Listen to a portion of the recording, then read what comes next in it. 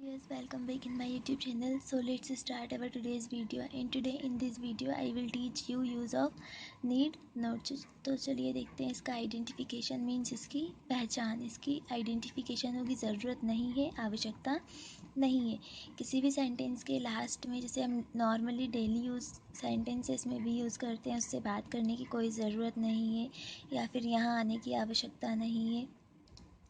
इस टाइप के सेंटेंसेस के लिए नीड नॉट का यूज़ होता है। चलिए इसका रूल देखते हैं। रूल होगा इसका subject plus need not plus first form of verb plus object then for example first example है तुम्हें वहाँ जाने की ज़रूरत नहीं है या तुम्हें वहाँ जाने की आवश्यकता नहीं है। According to the rule subject है यहाँ पर तुम्हें, और तुम्हें को इंग्लिश में बोलते हैं यू।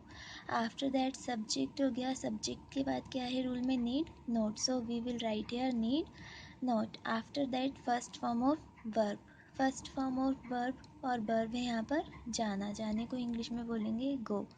देन ऑब्जेक्ट बचा यहाँ पर वहाँ। So we will write here there, because वहाँ को बोलते हैं इंग्लिश में देयर। सो अपना सेंटेंस होगा you need not go to there. तुम्हें वहाँ जाने की ज़रूरत नहीं है या तुम्हें वहाँ जाने की आवश्यकता नहीं है। देखते हैं नेक्स्ट सेंटेंस। तुम्हें यहाँ आने की ज़रूरत नहीं है।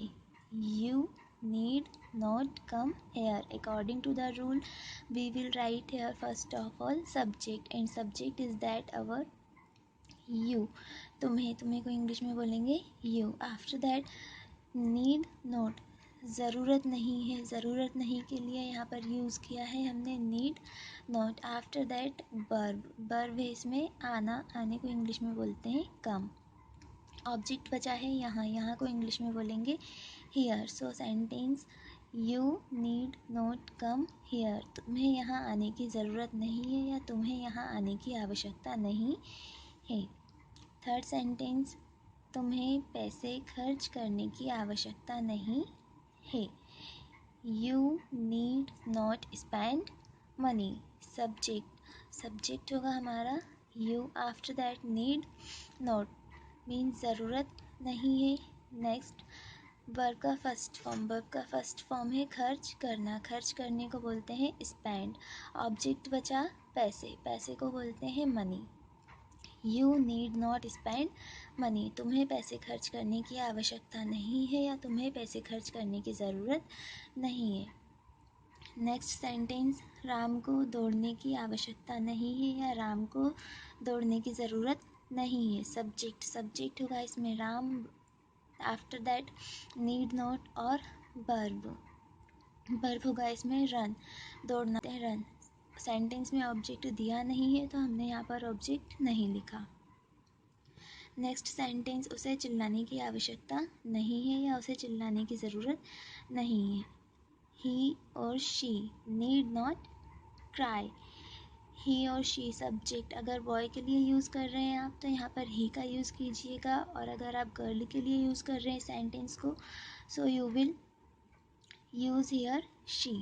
Then need not and verb का फर्स्ट फॉर्म, वर्ब है इसमें चिल्लाना, और चिल्लाने को बोलते हैं क्राई के प्लेस पर आप यहाँ पर शाउट भी यूज़ कर सकते हैं। सो अपना सेंटेंस होगा शी नीड नॉट क्राई। उसे चिल्लाने की आवश्यकता नहीं है। देन तुम्हें उससे पूछने की ज़रूरत नहीं है या तुम्हें उससे पूछने की आवश्यकता नहीं है। सब्जेक्ट होगा इसमें तुम्हें को बोलते हैं यू।